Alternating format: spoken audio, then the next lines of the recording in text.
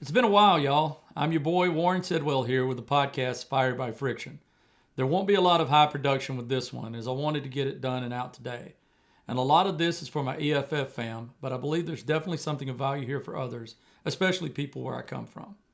And I do things like this because I have the ability to speak out without facing many real consequences from either my job or the fact I'm not someone being targeted in this country. I know a lot of y'all appreciate my words, even if you feel you can't comment or react on public posts, lest you be harassed or targeted or face real consequences that endanger your ability to take care of those you love. Private messages are appreciated, though. So I'm going to jump right into it. I was on one of my favorite podcasts the other day, Gravy Baby, with my good friends DJ Lewis and Drew Morgan, and one of my favorite comedians, and soon to be good friend, I'm sure, Carmen Morales. I always love spending time with them and the fact they truly give a damn about the things they're discussing. I was asked about how I see the future playing out and if we can find any hope around the midterms. I should have said I'm not the best person to answer that, but I gave it a go and I had a couple of pretty big whiffs, I think. I'm not the best at the current moment because I have been locked in a battle in the trenches in a small Alabama town for nearly 3 years trying to help a town recover from a terrible climate disaster that was exacerbated by a mass shooting. I gave an answer on one episode that I think things are going to get better, but really didn't drill into why or say relative to what surrounds us now. And then later I said, I don't trust the government to do anything to save us, and I want to clarify. I have been, and I am still working with people who have been harmed immeasurably by the current administration.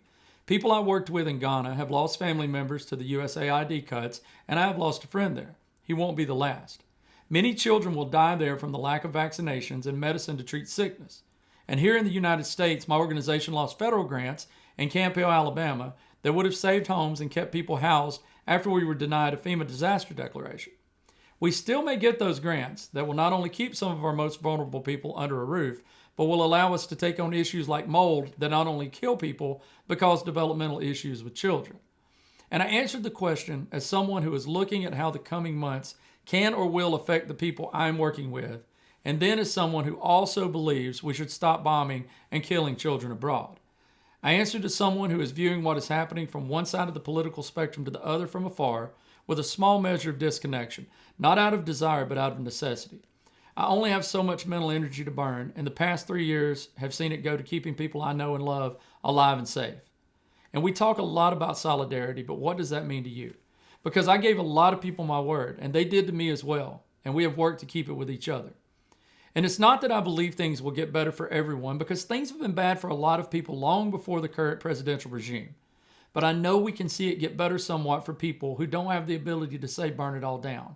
That it can also give us the footing needed to take on the powers that remain, who may be craven and foolish, but not overtly cruel and callous.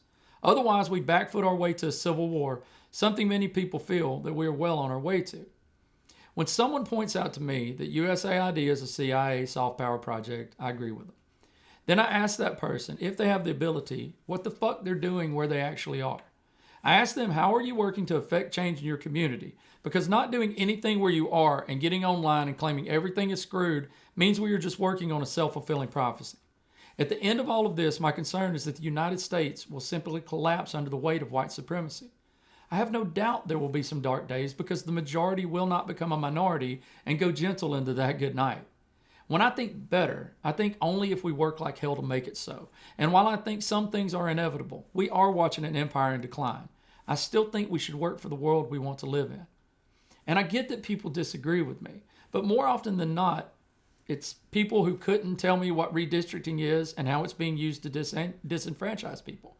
And that's not always the case, but the work that the right has done for a generation to get to this point is the work no one really wants to do. It's from the ground up, and it's work like redistricting that isn't sexy. It isn't fun. And because they have no one willing to do the hard work of taking them on when it comes to things like that, they're now gaming and overtly ignoring the rules. And those who disagree with me are also people who have never spent years rebuilding a community and realizing just how powerful the people are around them and what they can accomplish working together. And here's the other thing. The majority of people don't vote. But you know what the right wing did? They carved out just enough of them to build a base, as the Dems were asleep at the wheel or high on the same profits that capitalism directed their way within the power structure, even as they slowly lost voters. Millions, I mean millions of people who would swing things away from the two-party madness are out there, and no one's talking to them outside of the right-wing media empire that permeates every corner of this country. Nowhere around me is anyone doing any political advocacy work that would build something to take on the current power structure. I mean real work. I mean going door to door, working day after day to build that base that you could build a effort to run people off of. It's not happening here. But here's the flip side of that. There's a part of that I totally get. People are checked out because we're stuck in a binary where we perceive, even if we free ourselves from fascism, we are only looking at fascism light. A place where the opposition to the right's only argument is that, hey, we aren't as bad as them. And a place people love to remind me, and I'm well aware of, where people would still die. And I share a concern with my friend DJ that if the Dems come to power, we move right back to complacency and nothing structurally changes. Deportations will still occur. In an effort to not be seen as soft on crime, they'll shift ICE to a quieter mission. Healthcare will still be a hot potato to be batted around. All of that and more. And I should have told DJ on the podcast I'm not in the right frame of mind to discuss these things at large right now. And I know he and the rest of the crew would have respected that. I'm far too close to the acute problems we're working on to give a clear, unbiased view of what I think will happen without time to think about it. And like I said on the episode, I can be a metronome. I worry that my small amount of idealism, a tiny ember that I keep blowing on to hang on to hope, comes from what I need to happen, not what I want to happen. I am tired of seeing people suffer and die where we are, and I know that if we get back to some semblance of normality, it will ease the suffering I'm seeing.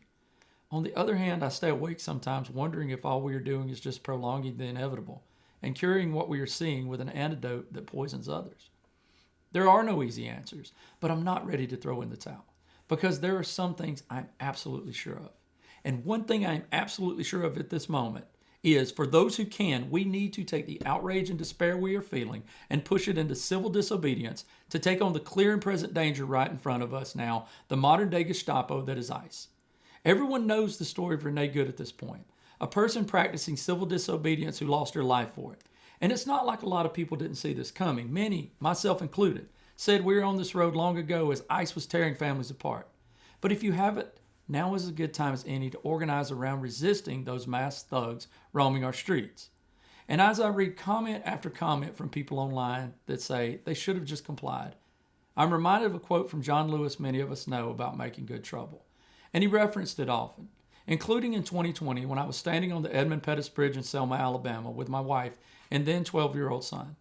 We had no idea John Lewis was going to be there, but I was surprised to see him at the crest of that bridge where he spoke the last visit of his for Jubilee weekend.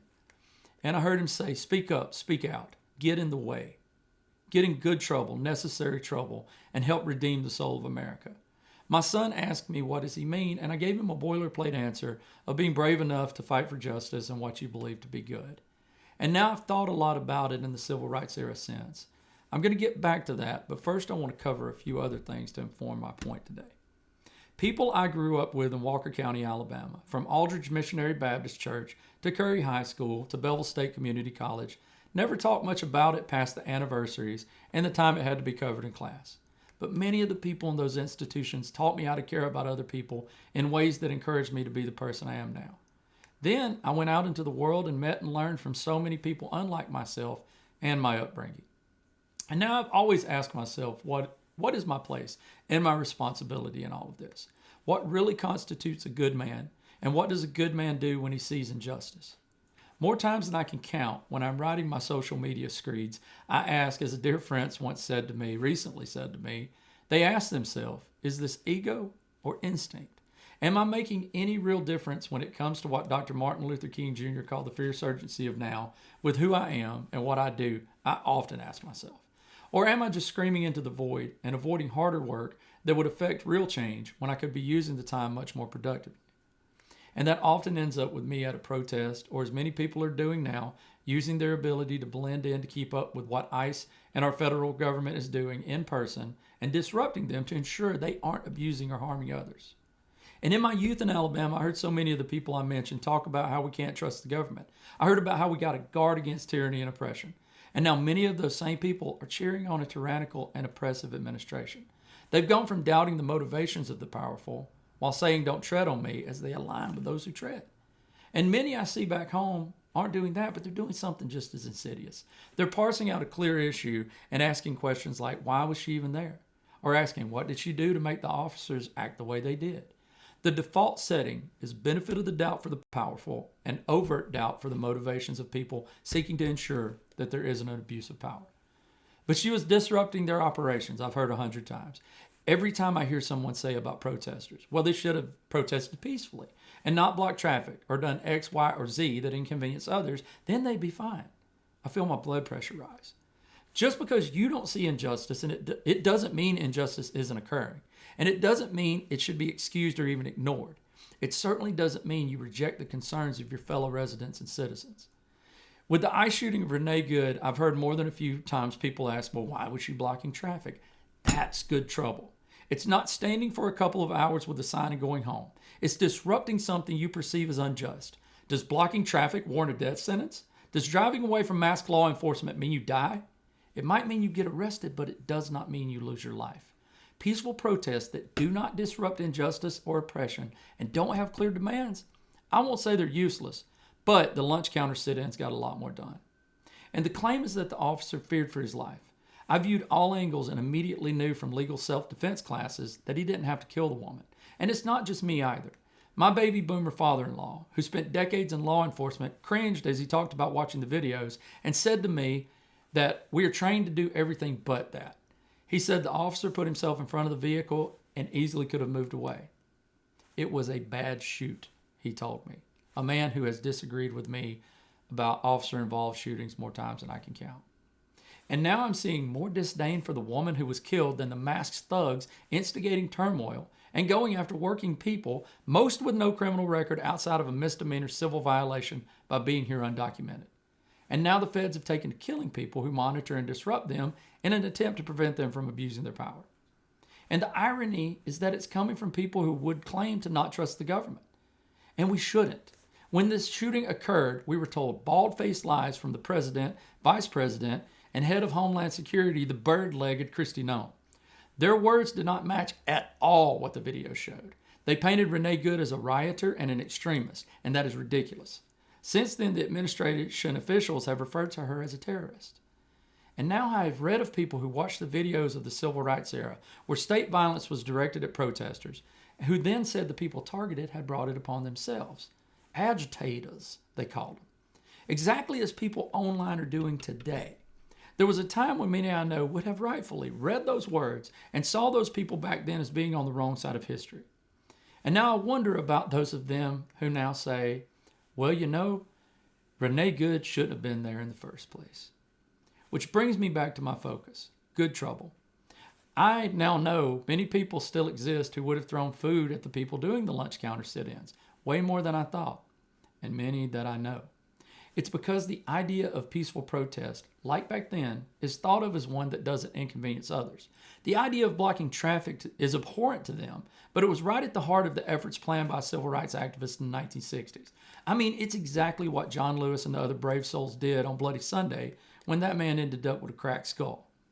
And I'm sure some are reading or watching the video to this and thinking, but that was different, and asking, are you really comparing this woman to John Lewis? I am simply saying she was practicing what he preached when it comes to injustice. Speak up, speak out, get in the way. Get in good trouble, necessary trouble, and help redeem the soul of America. And for those of you who are on the side of ICE, and this includes people back home in Walker County, I hope you realize you are way more on the side of the KKK than John Lewis. You are more on the side of the Nazis than those who fought to end their evil. And I have zero interest in your justifications.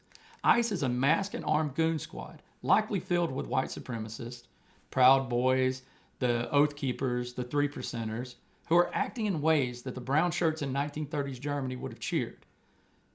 And no, anyone who opposes ICE isn't a supporter of gang activity or child molesters. That's an absolutely ridiculous assertion. And I suggest you take a look who is working against the release of the Epstein files if that's your concern. Last week I was reminded of a friend I grew up with who got on my Facebook feed, and said to a friend before the election, y'all better get some guns and ammo because when Trump wins, we're going to sort you out. And like many of my fellow rednecks do, I wrote a poem about it. And this is for all of my friends back home like him. It's titled simply as Jeff. Long bus rides from where we lived, out of the country and into the schools. Breakfast homeroom and recess then, an innocent group of carefree fools.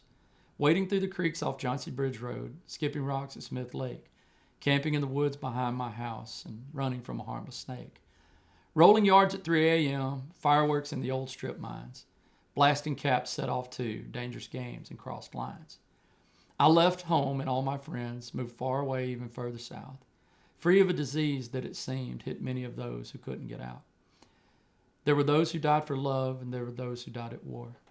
And then there are those who died from the needle, corrupted with a tainted score. But Jeff, he hasn't left us yet. Oh no, he's still there kicking. Because Jeff thinks you can't die from a boot if you're the one doing the licking. There's a country song there, I know it, more Tyler Childers than Jason Aldean, but anyway. For my friends and followers I know who are good people who see this era for what it is, now is the time. Excuse me. We can talk about the midterms later. If we don't get in the way of what is no more than a mass secret police for the state that has zero oversight, then we can't say anything when the rights we supposedly cherish are a thing of the past, including fair and free elections. Who knows what they've done in secret far away from the cameras, and who knows what they're planning? We don't have to doubt it'll get worse if we don't step up and get in the way.